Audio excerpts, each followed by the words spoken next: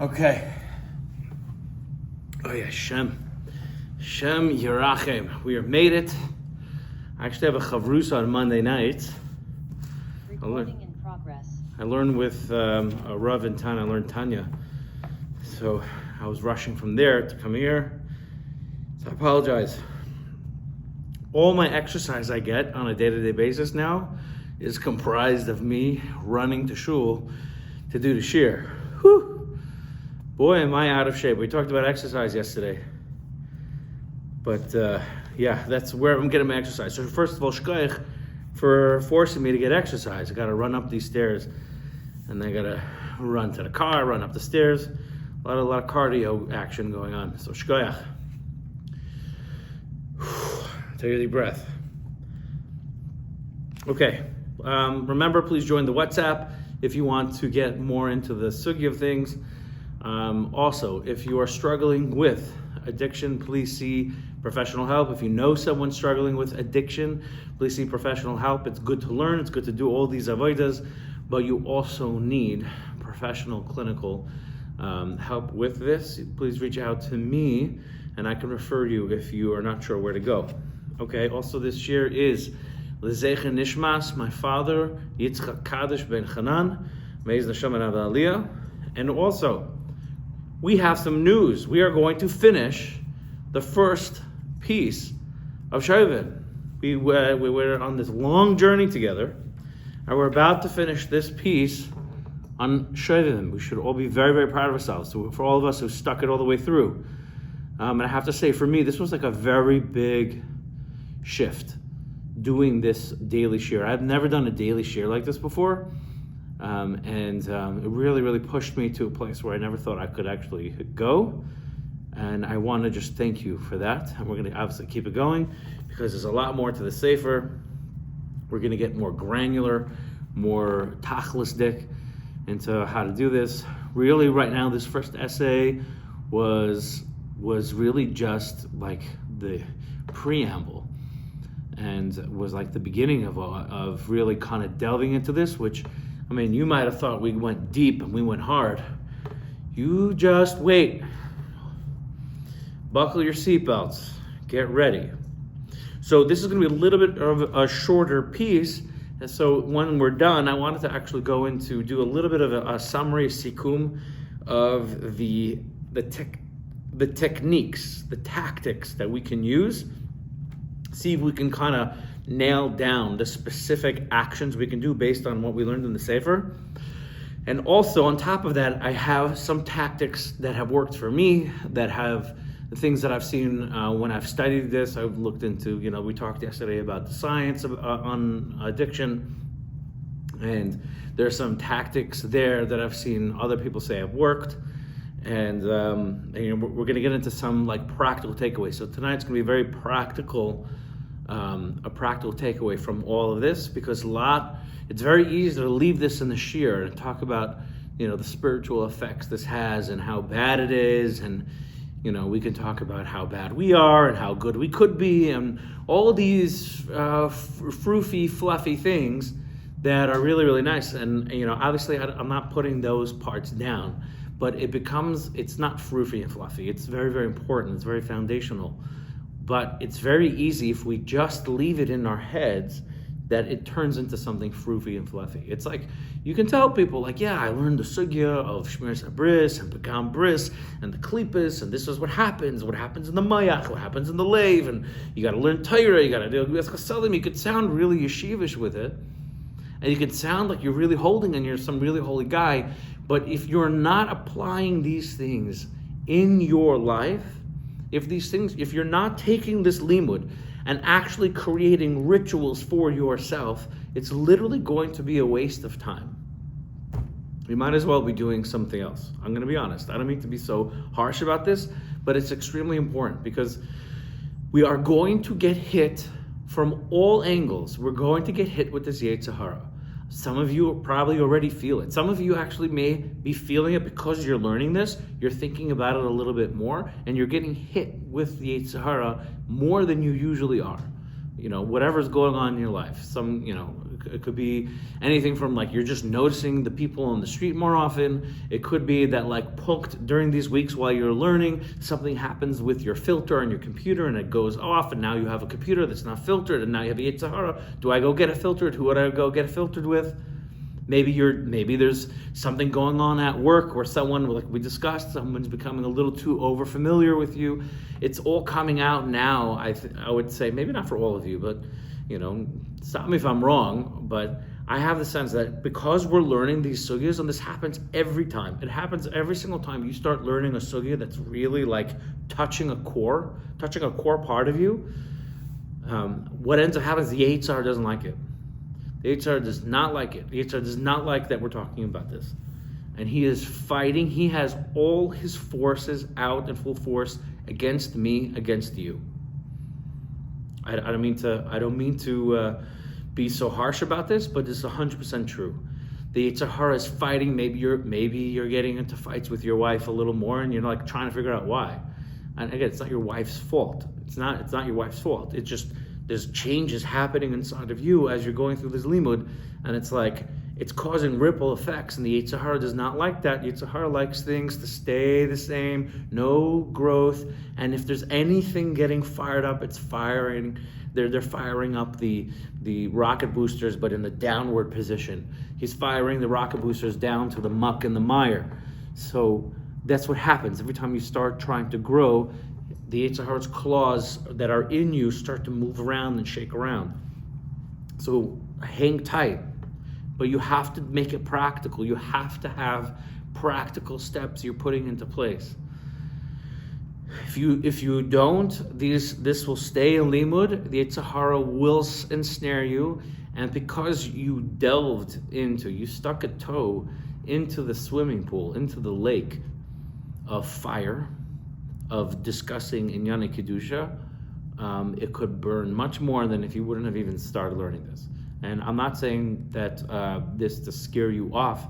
I'm saying to like using the mashal that Nesivos Shalom himself gave, that we are soldiers in a war. That is your duty, that is your destiny, and that is your legacy, to fight this battle. This may not be a battle you wanted to fight. This may not be the war you wanted to be a part of. Maybe you wanted to just stay at home and stay asleep and live this life peacefully with no one bothering you. But that's not the game the Yetzer Hara is playing. And that's not what Hashem wants from you, because you are children, every one of you, myself. We are all children of warriors. So the battle will come to us whether we want it or not. The question is, not if you will fight, but how will you fight? That is the question that always was the question, that always will be the question. This is not a battle you can escape. So we can either tell ourselves it's not so bad, Adam is just going off the rails again, it's not so bad, and just move on. You could do that. You could do that. You can. It's a choice.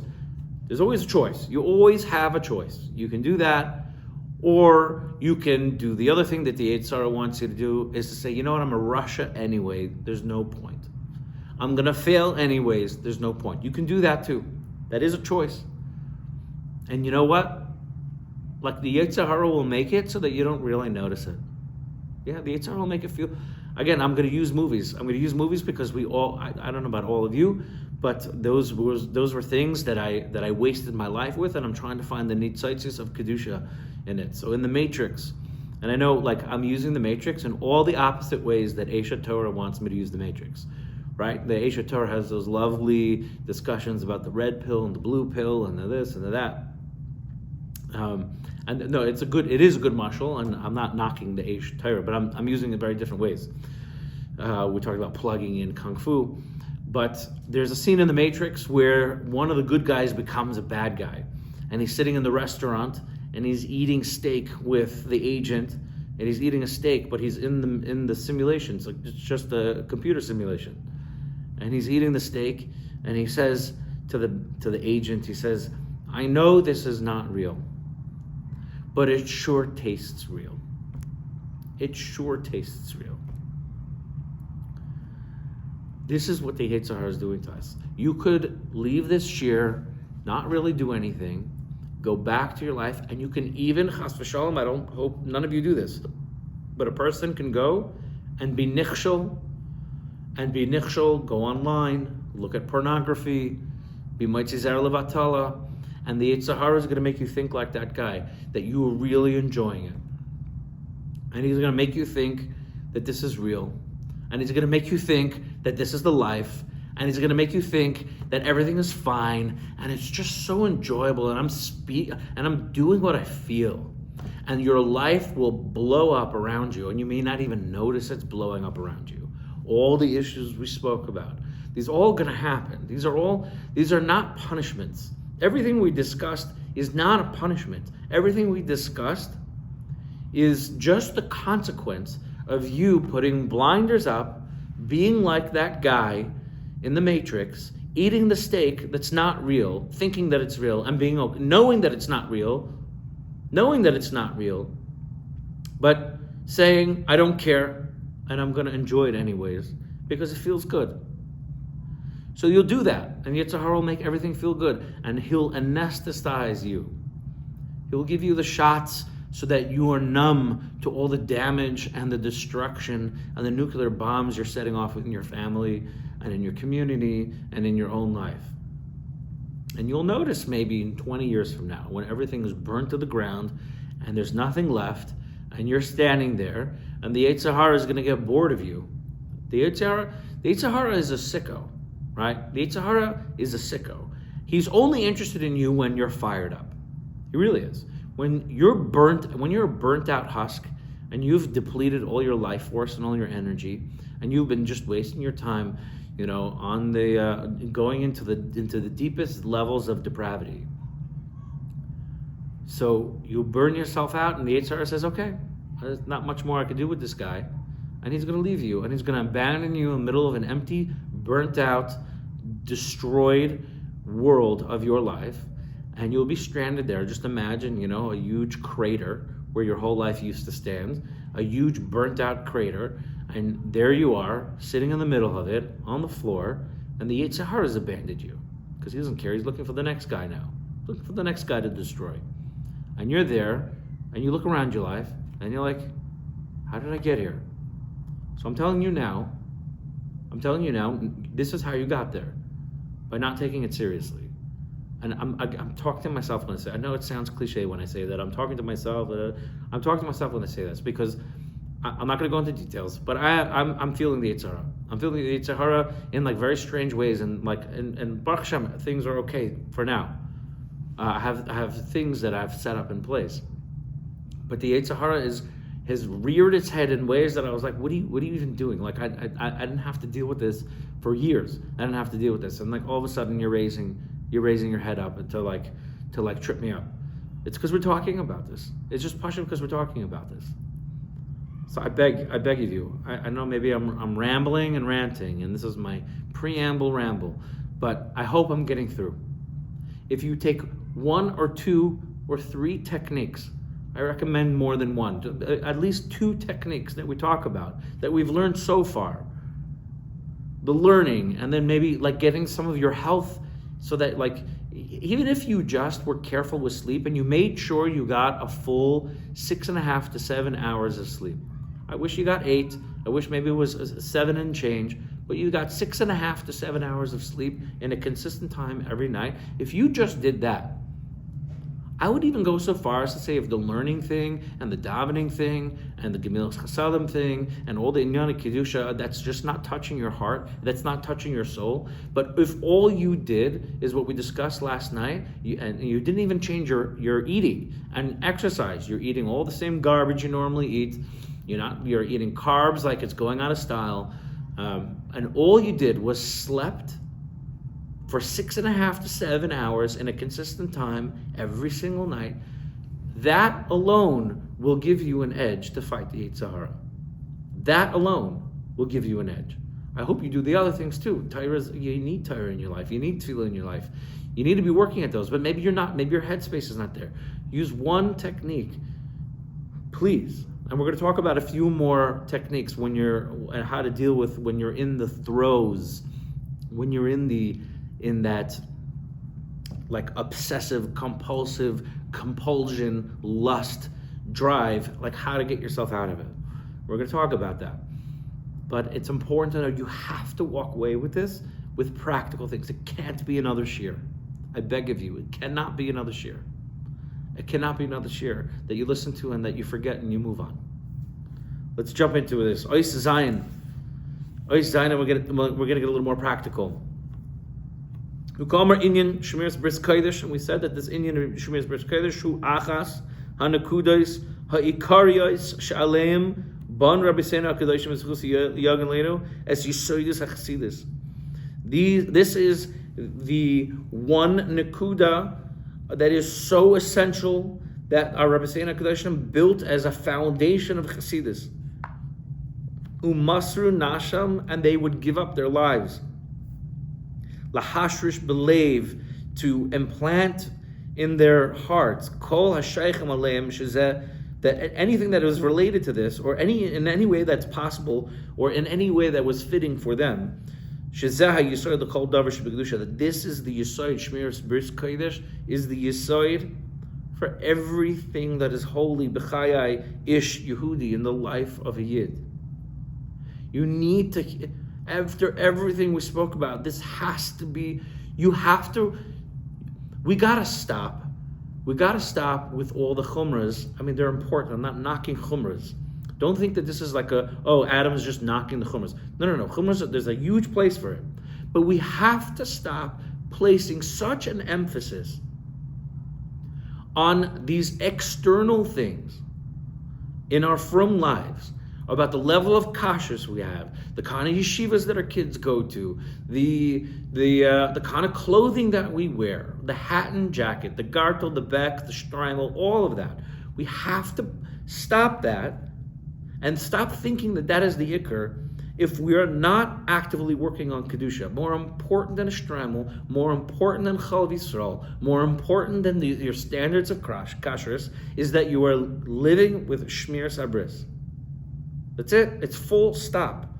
And as he said in the beginning, the whole purpose of a yeshiva, we're going to talk about this in a second. The whole purpose of yeshiva is to work on bitachon and shmiras abris kodesh. Really, bitachon comes first.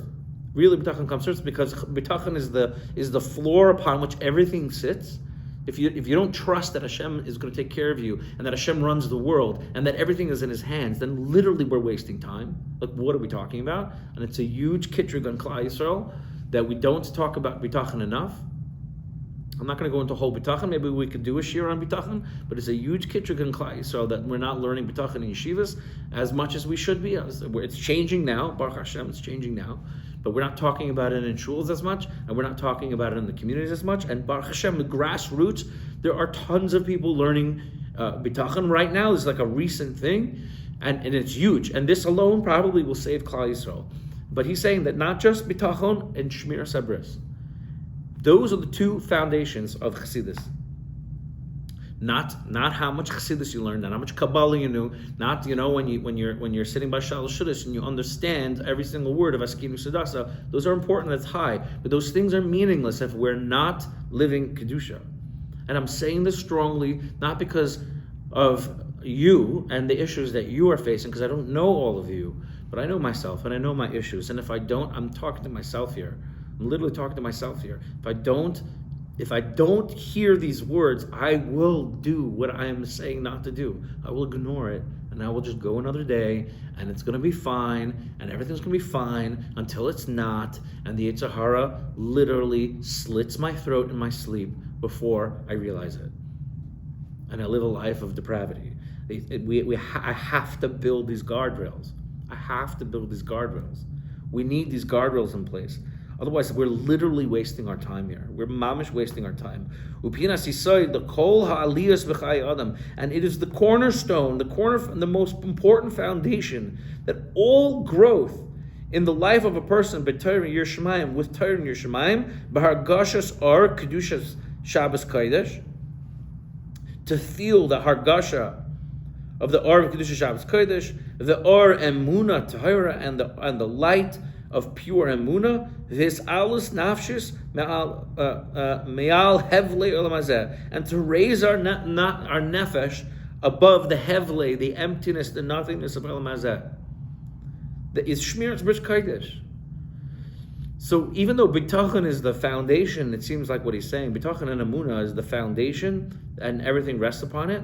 But if we're not shomer the bris, we can't feel it.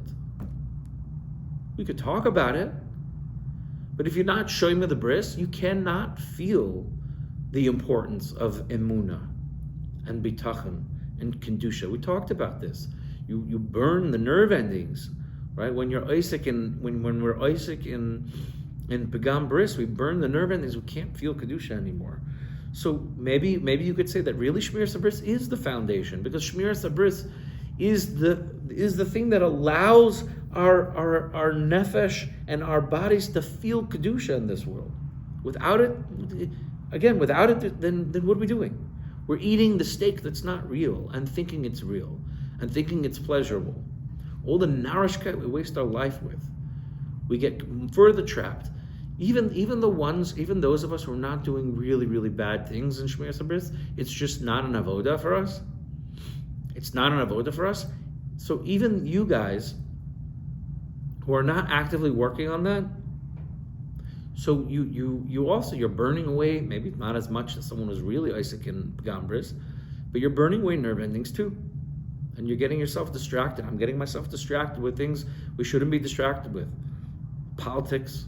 It's mamish a busha uchlima with this whole thing with Trump, that we literally, so many of us treated him like he was Ki'ilu Mashiach himself. Then we all went to vote for him, and he was Ki'ilu Mashiach himself.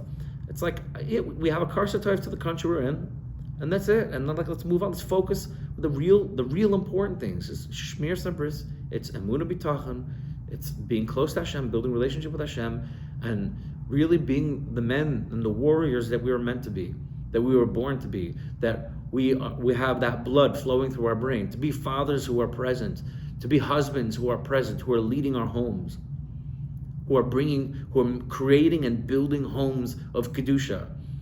And the Nashim Tzidkanias in our generation, many of them had to take over that role, because men have abdicated their role in a lot of ways. The men have abdicated their role, and we're rushing out here, we're rushing out there to make money. We just want to make money. We just want to make money because we have to send our kids to yeshiva, and then all of a sudden money becomes the big thing. And maybe at the root of all is because our bitachon is toast. And why is our bitachon toast? Because we're Isaac in Pagam Bris. And again, I'm not saying that everyone's doing the most horrible things of the world, but maybe we're Isaac in a level that we're not really careful with, and we're not protecting ourselves, and we're not healing and doing tikkunim for. So we just kind of let it sit. It's like we're walking around with open, gaping wounds. Remember, we're soldiers, right? So we got shot. There's bullet holes all over this body, and it's just pouring with blood, right? And if we don't do things to heal it and fix it, then we're just walking around with open, gaping, gangrenous wounds that are not being addressed. This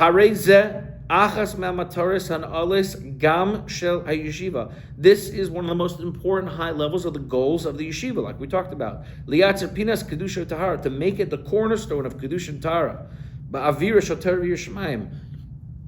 To have an environment for Torah and Yerushalayim. Uba avira tahara mikol zuhama, and to be an environment that is pure from all poison, all of this toxic pagam that's flowing through us in this world. Sheba yuchal ben yeshiva, and it's possible, you have to be careful, because it's possible for yeshiva lahashkia as moichay b'teira lefi shitas amkus ve'oin, that we can because again, we're not talking just about bnei yeshiva. We're talking about you who are not in yeshiva, who maybe can't learn 5 hours a day, but you've completely sunk your mind into Torah, into the depth of Eon. You got into your flow state, meaning some of you are going to get into flow state by literally reading, the Chavetz Chaim's lesson a day on Lashon Hara. Some of you are just going to zone right into that. Some of you are going to zone into the deepest Kabbalah. Some of you are going to zone into learning Nach. I remember I loved Shovavim. It was so fascinating to me. Shovavim was so fascinating. You could like really lose yourself just in the Sefer Shovavim. Whatever it is, even if it's for those 15 minutes, you could really get in there. Ushvichas alev b'tefillah, right? He's talking about our weapons right now, right? And pour out your heart in tefillah. B'toch shmira yisera lo yitam chas v'shalom b'sevarav. And with that, Bez Hashem, you'll have the zchus to have an extra yishmira, so that you don't become tameh with this pegam bris chas v'shalom, or be matama your body, machshavos of your thoughts, your urav, and your emotions and your feelings. Kol echad, and it's on every person. Lishmar al matana zu kishomer b'vas einav, that you need to protect this matana, just like you protect the pupil of your eye. It's a big lashon that comes up throughout Torah, particularly in Torah Sinister, that we need to that like this sense of like you have eyelids, you have all these like even unconscious reactions, like if dust gets into your eye, like automatically your eye shuts, and there's a lot of protections on the pupil of your eye. We need to treat any exposure to Pegam Bris, any exposure to the Zuhama that's out in the world, like in that same, like almost unconscious reaction we have when we're protecting our eye from getting damaged. Hey, in Mashanegel, the whole prat, that we have to really be, we have to understand each and every detail. And we have got to understand in general the concept that are makubal by the chassidim, understanding that hapoigim maril es kol sevivav k'moy machla madbekes, that this pegam bris will infect all your surroundings just like a very contagious disease. And we talked about, like, when it's a butterfly effect, like you're involved in Begam Bris, it leaches into the people around you, even if they're not doing anything wrong necessarily, but they're feeling that grossness, and they're feeling that burnt out numbing sensation, and they're feeling that destruction leaching into their lives. And it's through this not being careful, so many people fall. They fall and they don't take care of the nefesh, their clean nefesh. But I feel the rak bihira ra, even with just one bad feeling, one bad lustful feeling, mazik l'chol nimtzaim al yadai la'er b'hem machshavit she'amlim enim shaykh lahem.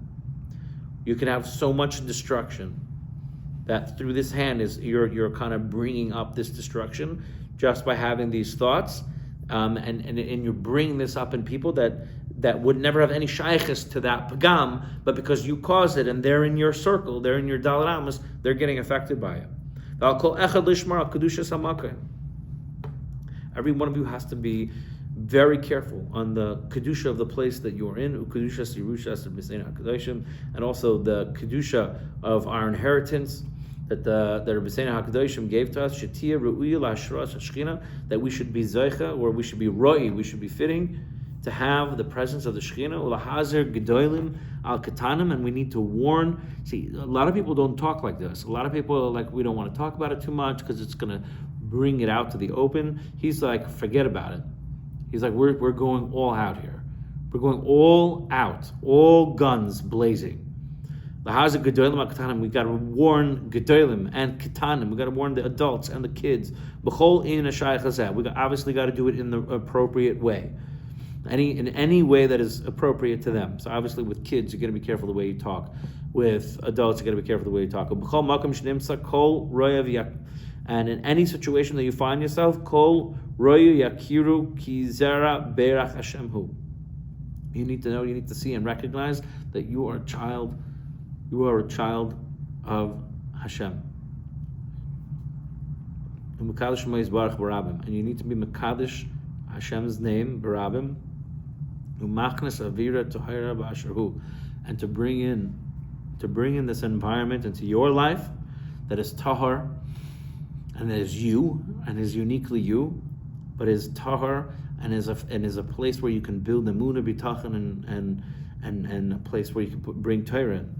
Zechus Rabbi Zeina Kedoshim Yagin al Kol HaReitzim, and in the zechus of the Rabbi Zeina Kedoshim that talked about this, should come upon all those who desire to live like this. Lavis Hashem, to serve Hashem, Lil my Torah b'kedusha, and to learn Torah kedusha ub'tahara. V'im amru zal ki Rabbi Zeina Kedoshim zechus Yagin leinu me'olam ha'elyon mispashtem b'chol shavas lahayir levois b'nei Yisrael be'or Shabbos Kodesh. That we should be able to, just like on Shabbos, that the or should just pour from Shabbos. The or pours into this world, right? And we get this or of Shabbos Kodesh. Can we mind the asak inish b'hai alma, and then when we prepare for Shabbos, we get Shabbos ready, and we're not doing malacha on Shabbos. We become kalim that can get this or. He's going to make a comparison to kedusha. The asak inish b'hai alma, asak b'ahu alma. That when we prepare properly, that's how they're preparing up there to get the R down. And you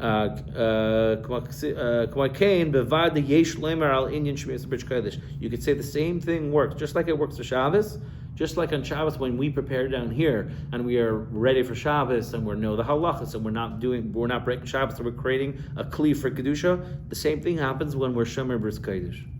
That is the ikar of avodah, the ikar in b'nei hanurim, and particularly in ikar when we're young. And again, we said that the ages don't really apply today because we're all fried. So some of us haven't matured. We could be 60, 70, 80 years old, and we haven't matured. We're still in a matzav of b'nei hanurim. And we have to also know that He's with us. That Hashem is with us throughout all this. And im kol haroitzim lis alos. And if those who desire, who want to rise above all the taivas of the nefesh, habahami, vachomri, and this physicality, if we really want them, we really want to put ourselves in that situation, v'siyata d'shmaya miyuchedes, we will get siyata d'shmaya, specific, yesh l'chol haroitzim, specific to each person who wants, lachiyos chai kedusha utahara, to live a life of kedusha and tahara. If we do this right, and if we make ourselves a kli to accept this art from HaKadosh Baruch Hu, He will help us, and He's there with us.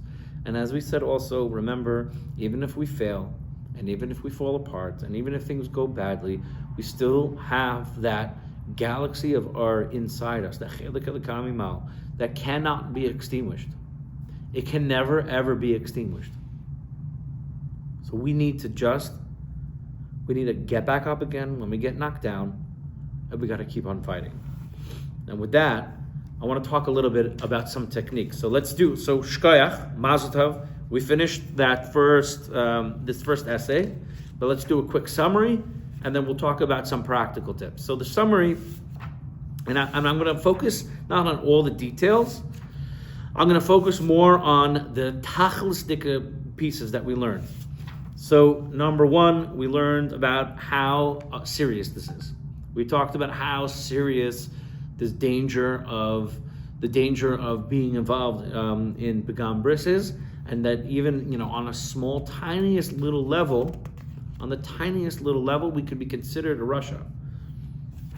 But then instead of how the modern world deals with that level of stress that I just put upon you, and the modern world likes to say, it's okay, it's normal, you're young, it's all right, you're not really responsible, you just let yourself be, you do you, it's just a trauma response, and because trauma, somehow it magically you have no responsibility to deal with it, right? That's how this works in this world today.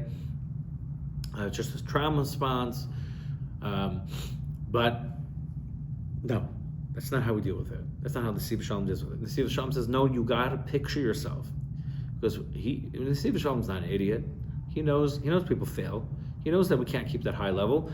So we got to use our koyach hamidam, we got to use the koyach hadimyan, our power of imagination, and we have to imagine that we're a soldier. He said those words. You have to imagine you're a soldier in battle. I just added all the fancy and coloring in of being Rambo, using the movies we've seen to create that imagery in our mind, like the PSS and the Rebbe says in Achshar Savrechem, about how we create this place in our mind where we can fully picture the scene, and we get ourselves into the zone of being the soldier. and that our weapons to fight are the blade. I imagine myself holding a samurai sword in one hand, and then on my right hand is my machine gun, right? And that's my second weapon. And then my third weapon is the orders, my mission to protect and help the people that I'm there to protect. The blade is Keneged Torah, and specifically the kind of Torah that lights you on fire, the thing that you need to sharpen, and the way you sharpen it is by getting into flow state. So even if it's for 10, 15 minutes, you're sitting and you're learning a piece. Let's say we talked about Chavetz Chaim lesson a day. You sit with that Chavetz Chaim lesson a day and you read that and you understand it, and the whole world is shut off. Your phone's in a different room. There's no distractions. You carved out that time beforehand.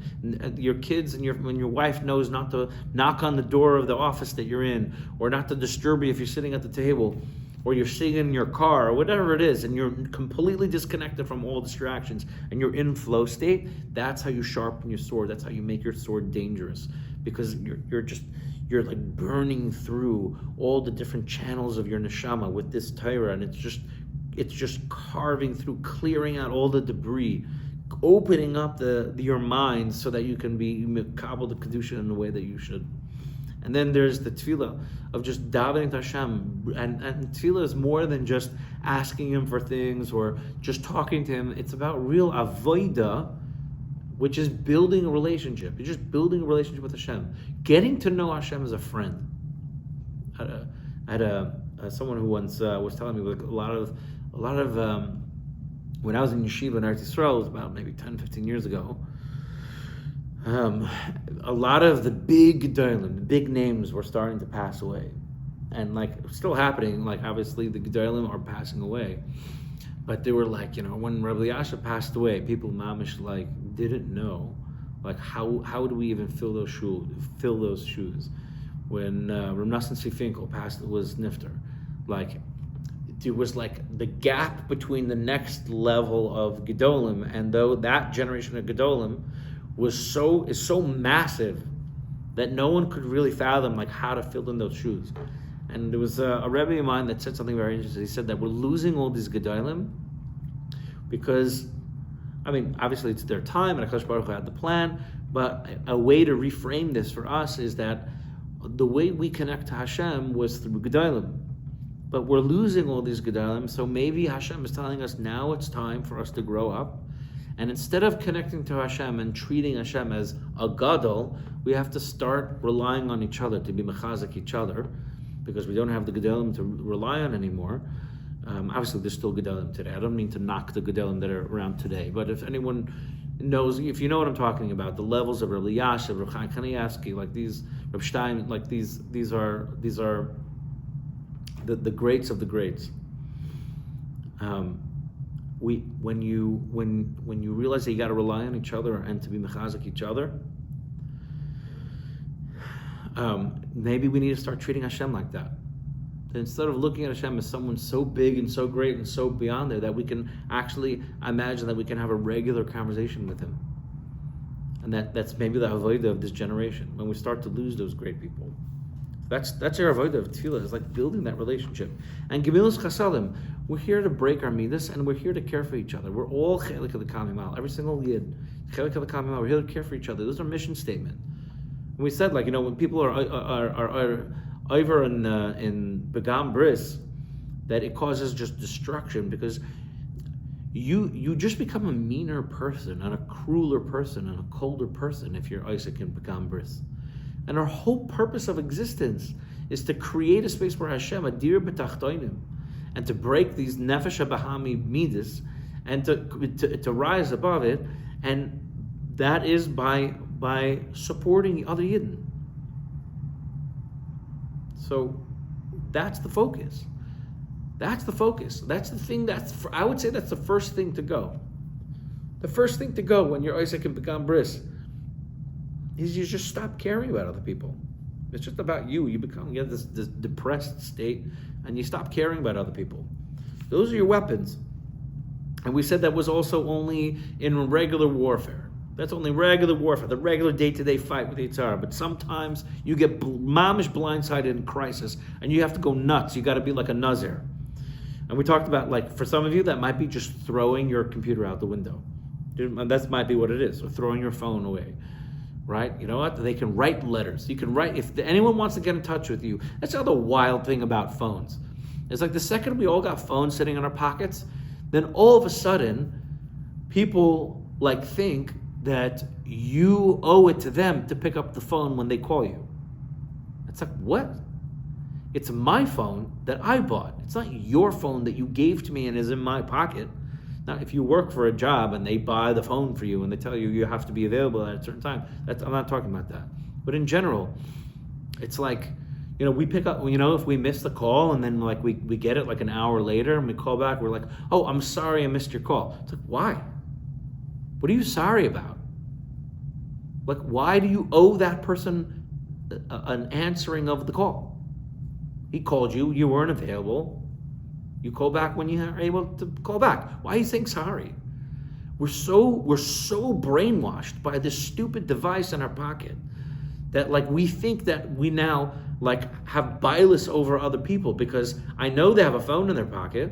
So if I call them and they don't pick up, it must be like they're doing something wrong to me. It's like, what world do we live in? What kind of upside down, topsy-turvy world do we live in? It's absolutely retarded. Absolutely retarded what's happening to us. So maybe it's time to throw the phone out the window. At least get it tagged up. Don't you? And if those of you who can't do that, like if there's an issue with because we're talking about, right, the Yetzer Hara is attacking you from all angles right now because you're learning the sugya, right? If you're going through a particular issue, let's say it's your computer software is glitching or maybe you got a new computer and you didn't get it tagged yet, it's like be makabel right now as you're talking. I know maybe some of you are on the computer that doesn't have the correct filtering on it. It's possible. Some of you are sitting there like that. Be makabel right now, as soon as this year's over. Or you know what? I would even tell you right now, log off right now. Log off right now and be madir, a neder, not to touch your computer. Obviously maybe you'll lift it up. If it's a laptop, you can lift it up. But keep it closed, maybe in a case, and don't open it, turn it on, use it whatsoever until you bring it to a tag office or some office that can filter the computer for you. And if you don't have that option, then you need to like download software or whatever it is, give it to a friend, ask him to do it. Don't give it to your wife. Don't drag. By the way, as a side note, don't use your wife as your shomer for any of these inyanim. It's not her business. It's not a healthy. It's not healthy to have that in a relationship. Like I know some people use Web Chaver, which is like accountability. It's very good software. It's accountability software, like anything that you do on your computer. It sends an email report to someone that you choose. So some people use their wives. Do not do that. Your wife is not your mashgiach. If you treat your wife like your mashgiach, she will become your mashgiach, and the relationship will suffer. Again, maybe we'll do like a whole course or class on marriage. But please, for the love of Hashem. For the love of Hashem, do not use your wife as a shomer for any of these things. Don't talk to her about these issues. Like literally don't complain to her how hard it is. Adam is so hard on me and he's really like ripping into me about how terrible these inyanim are. Like do not talk to your wife about it. Your wife needs to know that you are rock solid. That's all she needs to know. You are rock solid. Even if there's a crisis and there's literally Hiroshima happening inside your brain, you cannot bring your wife into that. Particularly in this inyan of Shmir Sabris, obviously in other inyanim as well. You are the tzur, you are the rock in the family, and if she stops trusting you to be that, it causes a lot of problems down the line. And particularly in Pagam Bris, she should not know about it. Not know about it. Now, that doesn't mean that you hide it.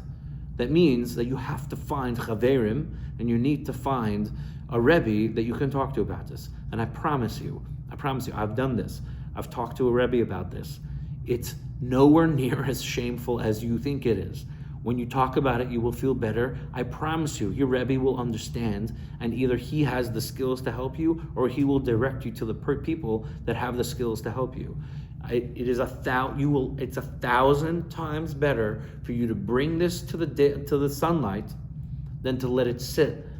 And just because Adam told you not to talk to your wife about it, leave your wife out of this. Speak to another man who understands the wavelength and the frequency, a friend who understands this issue, or a Rebbe, and I promise you your life will be better.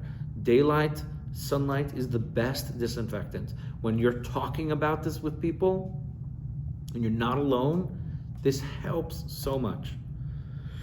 Okay, so that's what happened when you're in like mamish crisis. Okay, so that doing something crazy, and that something crazy is something that you have to figure out for yourself. And then what else did we talk about? We talked about really in terms of tachlis dik, we don't really have anything else. We're just talking about how serious that we have to protect ourselves from. How serious it is that we have to protect ourselves from this. Sorry, I'm getting like a little heartburn. I apologize. I need to work on my nutrition. Okay. We also have to know, and this is a key, and I would call this a tool. Whatever happens, whatever failings we've had, I don't care what it was. Someone was Baila Nida. I don't care.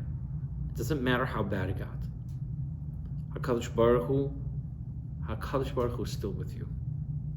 And He's with you in the pain. And He's with you in the despair. And He's with you in the shame and the guilt and all the feelings of failure that are coming along with it. And all those feelings of, I'm never going to amount to anything. I'm never going to fix this. It is not worth it. My life is not worth it. He is there with you. And I promise you, your life is worth it. Your life, you have so much value. There's so much art that you have left to give to this world. There's so much. And it's, so many times we get into these situations where we just give up on ourselves. But like I said, like we still have to fight. The battle's not ending because we gave up. The battle's still raging around us.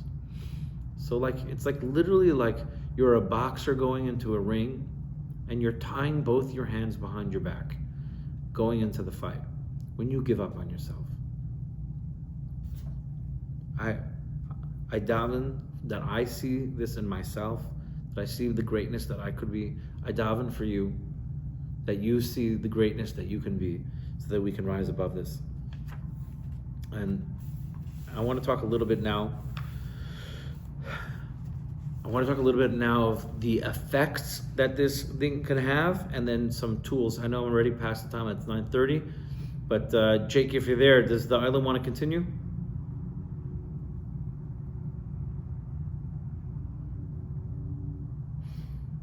Should I take that as a yes? Take it as a yes. These are some physical. We talked about the spiritual disconnect that you have, and we start to hate Kedusha, we start to hate people who are trying to do the Avodah correctly. We start to hate those people. There's also physical effects that being Oisek and Pegambris has. Long-term effects if we're not pulling ourselves out of it.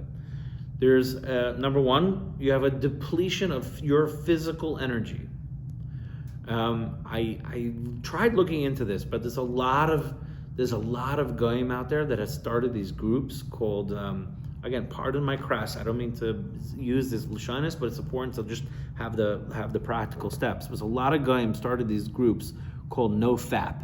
Fap is a very slang term that has to do with Moitze Zeller Vatala. So there's a lot of people that have started these groups of no fap, and they're not doing, the goyim are not doing this, and they're claiming, it's very anecdotal, the scientific evidence, but there's just so many people that are reporting the similar feelings, that when you're holding yourself back and you're not being Moitze Zeller Vatala, that you your energy starts to build, and your creativity. We're going to talk about creativity in a second, but your physical energy, you have energy. And I know this is going to sound crazy, but Mike Tyson, whoever's heard of Mike Tyson, the famous boxer, so he's been on an interview and he said that he separates from his wife and he's not Motzi Zer Levatala for like a few months before a big fight. And that gives him the energy to win. That's why he was one of the most fierce boxers that ever was in the history of the sport. There are people reporting like you literally physically have more energy when you're holding yourself back. The Gemara that actually says that there's an organ in the body, and the more you feed it, the hungrier it gets, and the more you starve it, the fuller and more satisfied it gets. And obviously we know what that is referring to. But physically it has an effect. So right away, like forget everything else I said. You want to be strong, you want to feel good, you want to feel on your game. I mean, they even talk about like you become more magnetic when you hold yourself back and you're not being Motzi Zer Levatala. Like people are more attracted to you, men and women, because you have like this energy of like strength and discipline about you. So there's a huge benefit right away. But if someone is Isaac and Begam Bris, they become depleted of energy, all their life force, because it is life force, because that is the aver that makes you most like Hashem, like that ability to create. And when you take that power, there's like a powerful energy. The powerful energy that's in there that has spiritual effects and physical effects. And when you waste it, it's depleted. Now, if someone has a healthy relationship with his wife and he's using that and doing it in the creative act, that is not a depletion. That is not a depletion. The married men can tell you it's not a depletion of your energy. It is a heightening of the energy, and it's a heightening of the bonds between a husband and a wife. But if someone's just wasting it, it's a depletion of their energy. Also, it leads to extreme loneliness and isolation. We talked a little bit about this, but the shame and guilt, and this happens by Goyim too, and they report on this as well. There's this like depressing clarity that happens after someone is Motzi Zer Levatala, and that leads to intense levels of shame and guilt, and depending on your background and your religious culture and all that, but even people who are not religious have this sense of just like, I'm a failure, and they become more numb, and then they just close up. They actually have there's an epidemic in Japan where these people like I forgot what the name of it is, but they like lock themselves in these internet cafes, and it's like literally like these little cubicles where they live their entire lives. And they order food and they just live on the internet all day, and obviously you know what they're doing. But they mamish lock themselves away from the world, and that's like a super extreme example. I think they're called like a lost generation. Something like that, lost generation. But they're like completely isolated from the world. Mamish completely gone. And this is what happens to all of us when we're mamish falling into the depths of the abyss of Begam Bris. We disconnect from people. And then we just get further, and then we further believe that this is a problem that I'm dealing with alone, and there's no one to reach out to, and therefore I'm more of a failure because everyone else is fine, because our mind is so clouded by our own depression, we can't even see that it's a pandemic that everyone's dealing with. If someone's Isaac and Begam Bris, they get a dip in creativity. They're not as creative. This is, again, what people have been reporting online in different places. I've done a lot of research on this. Like really creative people, when they're holding back from being much as Vatala, like for example, just like Mike Tyson has that physical energy to fight better, but authors and businessmen and whatever it is, like they also like their creativity and their shrewdness and their business sense, right, gets heightened when they hold themselves back from being Motzi Zer. And if those who are Begam Bris, they're the ones that get writer's block, and they have all those other issues. Again, a lot of these things are not necessarily scientifically proven. I think because science can't really get to the spiritual side of things, and human beings have like an innate sense of the spiritual side of things. So when so many people reporting the same thing, but it can't be measured in a lab, it doesn't mean it's not happening. It just means that there's things happening on the spiritual level that are crossing over to the physical realm, and from the physical realm that are coming and obviously crossing over to the spiritual realm. So that's creativity goes down. Your ability to learn new skills goes down because your creativity went down. Your ability to just understand patterns and learn new things also gets ruined. And obviously, the inordinate amount of time you're spending, people who spend being Isaac and Begam Bris, is just so much time taken away that they don't have the time anymore. So like this is not even just an effect on the body, but the physically, like people are scrolling for hours and hours and hours and hours and hours. They just literally don't have time to do anything productive anymore in their lives. And they're generally exhausted. So they're walking through this life exhausted, tired, no time to actually do something productive. Anxiety goes up. People's anxiety goes up when they're Moitzi Zelavatala and they're Isaac and Begam Bris. This is connected more, maybe we'll talk about it someday. I didn't really prepare for it. But there's like a lot of science about how dopamine works. So essentially, dopamine is a chemical that's produced in the brain, and your neurons have, how do I say this? Like imagine if you could see my fist is a neuron, right?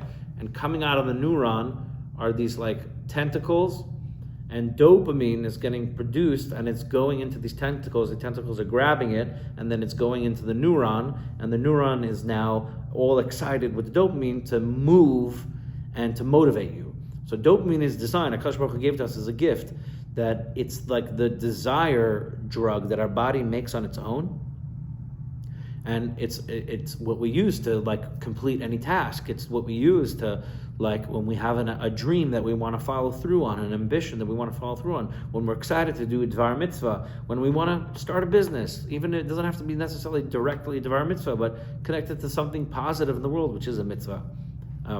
So that chemical is very important, but there's a way to hijack it. There's a way to hijack that chemical, where if you expose yourself to certain pleasures, and it can also push the creation of this dopamine, which will excite you to get into that pleasure.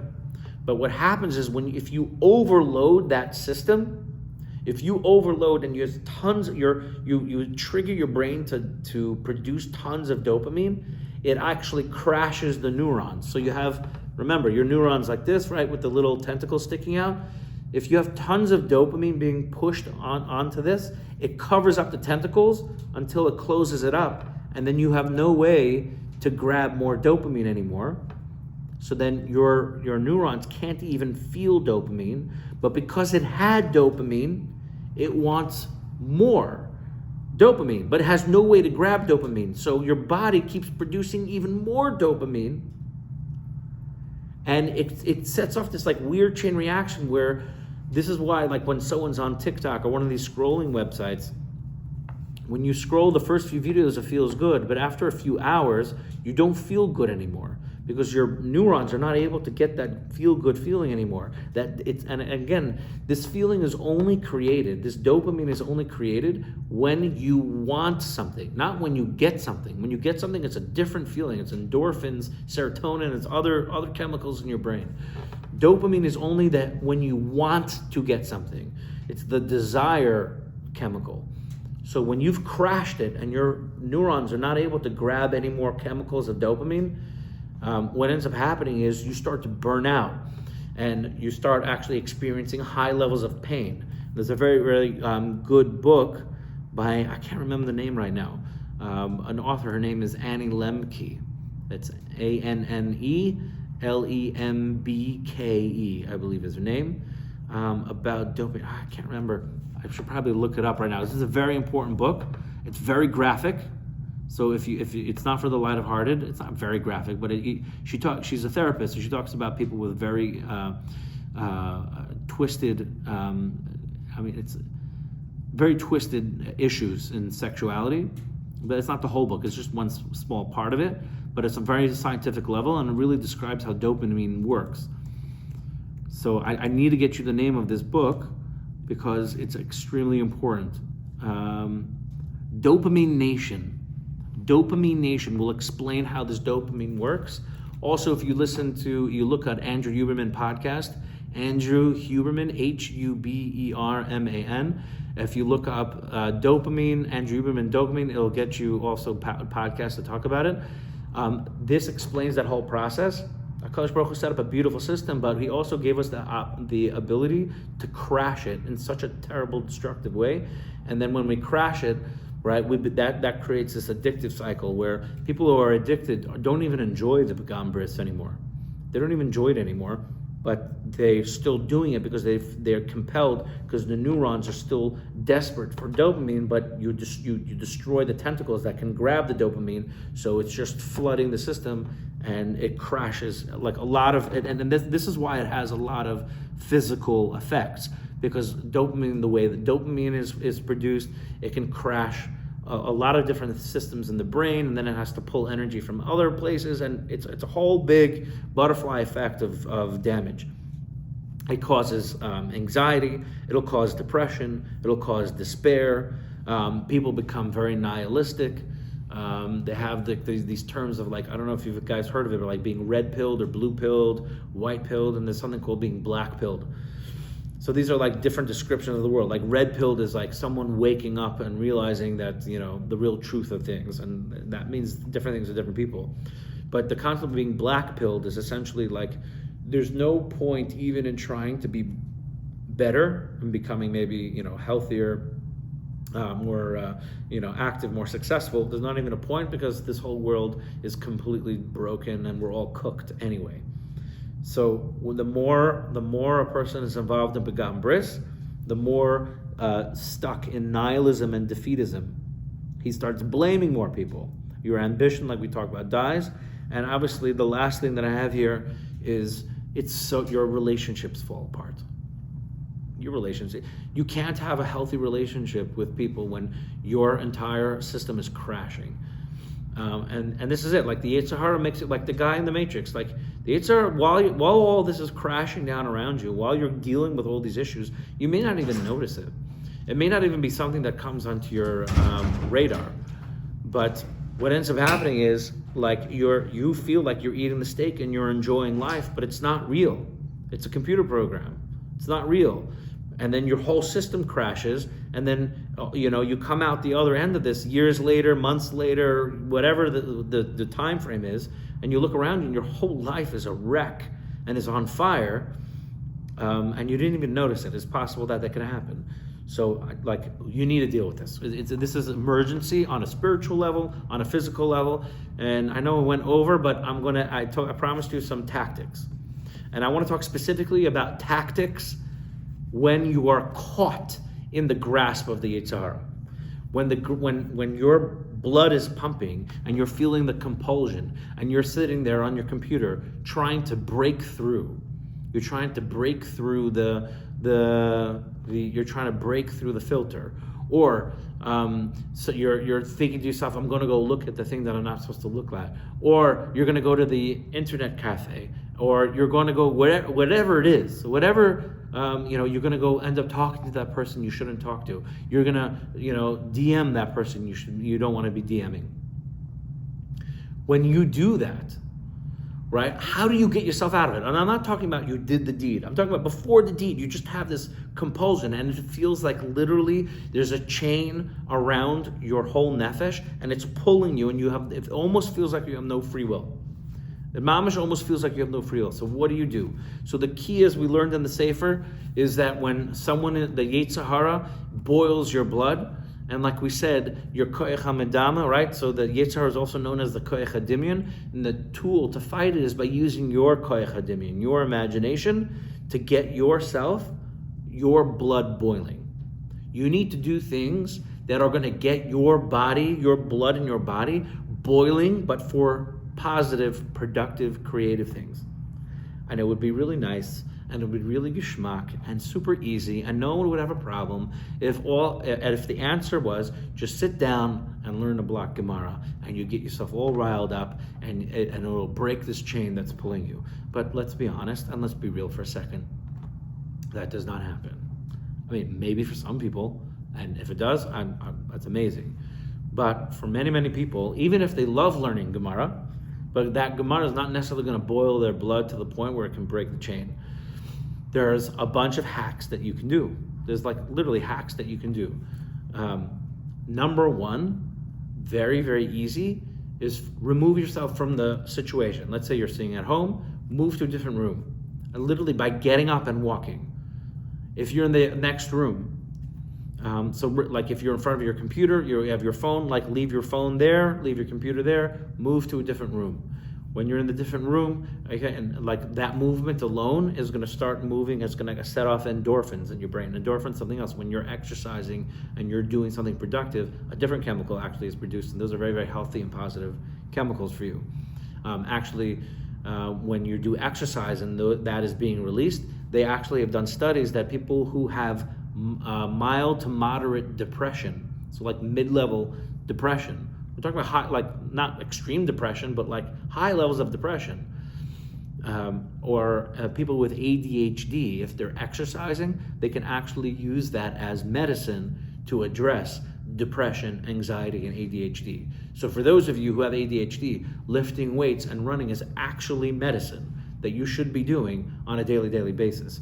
And also what it'll do is it'll boil your blood. So when you move to the next room and you're still feeling the compulsion, do 10 push-ups. For some of you who can't do push-ups, there's ways to do these half push-ups, which is much easier to do than a full push-up, but train yourself to be able to do 10 push-ups, and the only way to train yourself is by doing them. Every single day, start with 1, the next day try to do 2, try to do 5, do 10 push-ups, keep pushing it, do 50 push-ups, do 100 push-ups, do 1,000 push-ups. Get yourself push-ups, it's gonna boil your blood. The point is resichas damai. The same way the Yetzer Hara is boiling your blood, you need to boil back. You need to flood your system with endorphins. When you flood your system with endorphins, the dopamine effect is going to stop. It's going to get redirected. Taking huge breaths. You can look on, there's different ways to breathe. There's the Wim Hof method or things like that. But breathe fast. Literally, that will get your blood boiling. Remember, you need to do whatever it takes, however silly, ridiculous it is. You need to do whatever it takes to get your blood moving. Breathing will get your blood moving very fast. It'll get your blood moving. Jogging in place, going for a run, push-ups, pull-ups, exercise, all those things will get you going. Very, very important. What were the few of the other things? Music. Music is a very powerful one. But I'm actually going to tell you to do something that maybe your Rebbeim are not going to like. And if one of my Rebbeim are watching this right now, I'm really sorry, Rebbe. And it depends on your particular taste in music. But it is my opinion that your regular Jewish music is not enough to get your blood boiling. Your regular Jewish music that exists is not enough to get your blood boiling. It's sweet, it's nice, it's good. I think we should all enjoy Jewish music. But, and maybe this is really more for you guys who used to listen to non-Jewish music, you know what's the genres that are out there. But like just for me, heavy metal music gets my blood boiling. And now obviously, if you're going to do this, pick music that doesn't have really vulgar lyrics in it, that doesn't have inappropriate lyrics in it, there is a lot that don't have inappropriate lyrics. But listening to heavy metal music or rock music will get your blood boiling. And it will be an opportunity for you to redirect your system. And some of you only need a short time. Some of you might need a longer time. I'm actually currently playing with like AI music, and I'm actually trying to make heavy metal music for this purpose. So maybe you can call it Jewish music, and like I'm actually trying to take the Torahs that we learned in Nesivos Shalom and write lyrics and put it into this heavy metal music, and to create an album that you can listen to if you're feeling the compulsion, that you can just listen to this album of like 8 or 10 songs and get yourself riled up with this like heavy metal music. And because you're boiling your blood in a different direction, it could counteract the pull that the Yetzer Hara is giving you. Okay, so that's that technique. Music. Some people like rap music. I think it's much harder to find clean rap music than heavy metal music. So I don't necessarily recommend rap music, but if you do have clean rap out there, and clean, what I mean is not necessarily even using nibble peh. Like if they're using nibble peh, I don't recommend it. I'm not recommending this for the average person. But if your mom is struggling and you have rap music and all it has in it is curse words, but it's not talking about anything sexual or depraved or inappropriate or things like that, it's just being like rough and raw, and that's the thing that is attracted to you, then go listen to it. Listen to it. If that's going to get your blood roiling. Again, I love Jewish music, but like regular, you had regular Jewish music, Karabakh style, Avram Fried, like even some of the modern stuff, Zusha. I'm very big into Zusha. I personally haven't found that gets my blood boiling. That gets me to a nice zone. It gets me to a nice place. It gives me a lot of chiyas, but to get my blood boiling, it doesn't work. Sorry. I would say do not distract yourself with other media. Aside from music can help you. Maybe mixing music with exercise will help, even better. But like, don't use other media like TV or movies to get your mind off of the Yetzer Hara, because unfortunately, I believe that those are all on the same path. So even if you're watching a movie that's not inappropriate, if you're using it as a tool to get away from the Yetzer Hara, he's just gonna have you sit there, watch movies until you can't control the Yetzer Hara anymore, and you'll end up falling and looking up other things than just like a regular clean movie. Now, if you're just watching a movie, again, I don't recommend it, but if it's a clean movie and you're sitting with your family and you're just doing it to like spend time or whatever it is, a little bit of escapism, fine, as long as you're not using it as a tool to get away from the Yetzer Hara, because anything media related, internet, movies, TV, anything like that is not going to be, it's going to actually guide you closer to the Yetzer Hara, which will take you in the end to something bad. I'm trying to think. Reading books. Reading books are good for you. I think you should read books. Goyish books, not Goyish books. Again, remember they have to be clean. But I don't think books are gonna boil your blood. You need to find activities that are boiling your blood. There are also other things that you can do. There's like particular breathing exercises. We talked about the fast breathing, but there's other kind of breathing exercises. There are other things where you're thinking through the drink. We talked about that already, where you think through like not just the feeling you're going to get, but keep the thought going and what's going to happen after that and after that and after that. You're going to have such a nefila and things are going to fall apart. So that's another technique. I'm trying to think. There's something called riding the wave. Riding the wave. I think they talk about this in Alcoholics Anonymous, where you feel the wave carrying you towards an avera. So don't fight that feeling. A lot of people, what they try to do is when they have this compulsion, this chain pulling them towards the Yetzer Hara, what they end up doing is they bring out all their big guns and they try to fight the Yetzer Hara. But the Yetzer Hara is much stronger than you and is older than you, and knows how to fight back. So if you attack it head on, saying, no, I'm not going to feel this way, I'm not going to feel this way, I'm not going to feel this way, it's just not going to work. So instead of actually doing anything wrong, let yourself feel that desire wash over you. Put yourself in a position where you don't have your computer in front of you, or you don't have your phone in front of you, so you don't actually do anything, but let the desire wash over you. Again, I'm not a posek, I'm not saying that you should do this, but let those initial feelings, just like, yes, okay, I know I want to do this, and I just like let that marinate for a few seconds. And what's I think how this works is, I could be wrong, but I think how this works is, so you have a flood of dopamine hitting those receptors, but then when that flood of dopamine hits over time, right, it crashes those tendrils, those tentacles that grab the dopamine. It starts to crash it, and then and since you didn't do anything wrong, you get like momentary reprieve because you can't feel that chemical anymore, and you weren't on technology, you weren't on TikTok, you weren't watching movies, or you weren't on YouTube or whatever it is.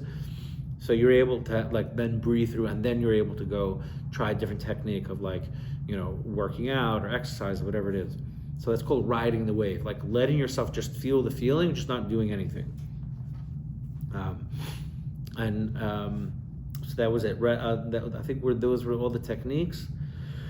And just like being aware of the triggers in your life is like a very, very important thing. Like everyone's got a unique little package of like things that come up that trigger them. Keeping track Also, so like keeping track of it, like if you're angry, if you're hungry, someone actually said a really good rule of thumb is something called HALT, HALT. And I actually added an A, so it's HAALT. That when you're feeling hungry, angry, anxious, those are the two A's. I added the anxious. Lonely is the L, and T is tired. If you're feeling any one of those things, that means you need to halt. You need to stop. Don't do anything, because it's not really you. Like we talked about, your nutrition, your sleep, but also your emotional state. Those things could be clouding your decision-making abilities, and you can't make any decisions when you're like that. You just can't. You just cannot make meaningful decisions in your life. Cannot happen, especially if you feel like you're prone to falling and being Isaac and Pagam Bris. You can't make any decisions when you're feeling those things. Those things have to be addressed. So go eat something, take a nap. If you're angry, take a minute, let that anger subside. If you're anxious, do something else that you can get your mind off it, something productive to get your mind off of the anxiety. If you're lonely, reach out to somebody and just spend time with them. You have to address those things before you get into it. So like those are triggers. Those are very, very common triggers if you're hungry, whatever it is. But also like maybe you get triggered to be Isaac Begam Bris when you get into a certain, when you and your wife get into a certain fight about a certain topic.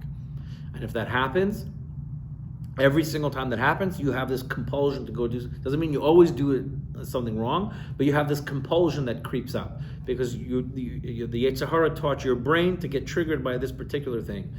So when you know that that's happening, you can't always prevent it because your conversations with your wife are going to go the way they go or they don't, right? But when you know it's coming, you can have things planned already, like exercise, things like that you can jump into to get your blood boiling, but in a positive direction. I do think that we've covered like these are like immediate techniques to address. If anyone has any particular questions, please let me know in the chat. I'll give you like a second. Jake, let me know if anyone's asking anything. If anyone has any comments, anyone thinks that I went way too off the deep end and was talking too deep about these things, also feel free to complain. I need to hear your feedback. Jake, how does it look? An encore. Encore. I think I've taken up so much of your time already with the encore. So I'm gonna. If no one has any more comments or questions, I'll give you another second. I will end it here. Jake, so before we end it, anyone in the chats?